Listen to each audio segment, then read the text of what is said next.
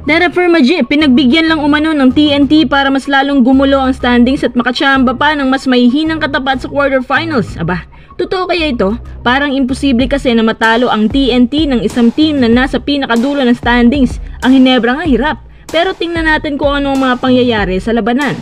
Sam Diguara, isang 7'6" footer, hinahamon si Junmar ngayon at inamin niya na matagal na raw niyang gusto makatapat ang 8-time PBA MVP natin. Sa ngayon, meron na raw siyang mga teams na kumukontak sa kanya para makapasok dito sa PBA. Tara, talon tayo sa video. Unang quarter, slow start masyadong Terra Firma at hindi naman talaga itong usual na nilalaro nila kasi sa dulo lang sila nawawalis. Naiwan ang bahagya ang Terra Firma pero going second quarter parang ginaganahan ng lahat ng Green Boys at sumugod lang sila ng sumugod play by play. Kaya biglang nahabol nila ang kalamangan ng TNT. 9 minutes ang natira sa second quarter.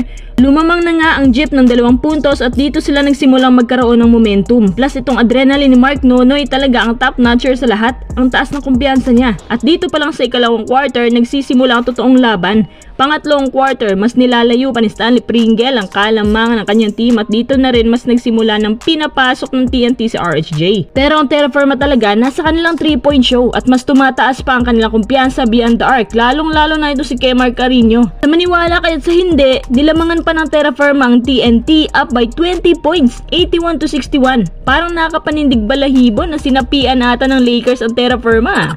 Ika-4 na quarter, wala na talaga. Ibang-iba ang Terra Firma ngayon at sa dulo na ika-4 na quarter na to, heto na nga resulta. Binagyo ng Jeep ang TNT dahil rin sa walang kamatayang 4-3 ni Mark Nonoy. At ang dami pong nagsasabi na nagpapatalo lang daw ang TNT. Halata daw sa kanilang balasahan na may pinagpapahinga ang TNT sa kanilang roster. Para sa akin parang hindi naman, pero sa nakikita ko na culture shock ang TNT. Hindi nila inaasahan na magpaparami pala ng 3 at 4 ang Jeep. Tapos ang TNT, in-underestimate nila agad ang Jeep. Ito ang Jeep, may kalibre sila. Underrated lang kaya hindi nila nakikita. Pero kapag magandang pulso nilang lahat, magandang chemistry nila, madalas lang sila sa mga bad pass at wala silang endgame. Pero ngayon, nilulubos na talaga nila kasi hindi sila pressured sa remaining games. Kasi alam nila na manalo matalo, wala nang pag-asa sa playoff contention.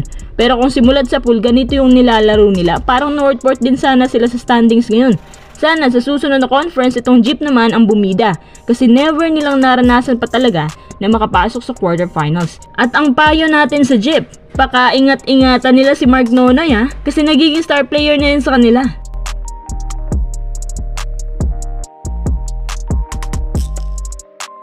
Sam Diguara, isang 7'6" footer na Italian Maltese ay gustong pumasok sa PBA upang makalaban ng sariling ate na 8-time MVP na si Junmar Fajardo. Ayon kay Diguara, parang nakalaban na niya dati si Abay. Ang napansin niya, magandang jumpers nito at matika sa power play. Syempre naman, hindi magiging 8-time MVP yan sa wala.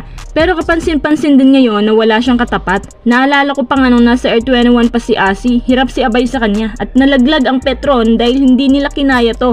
Halos sisikuhin na nga ni Abay ang leeg ni Asi kasi hindi talaga umuobra sa kanya. Itong si Sam Diguara naman na dating nakapaglaro sa Alab Pilipinas at Taiwan Mustangs ay marami na palang nakakainitang big man. At isa na rito, si Kai Soto. Ito si Diguara halos hindi na tinatalo na under the rim. Kumbaga yung size niya talang ginagamit. Hindi siya yung tipo na tumatalon-talon sa perimeters tapos yung nakakatira beyond the arc. Talagang poste at rebounds lang kaya niya. Sobrang tangkad, halos overpowered na. Malayaming pala tong maglaro.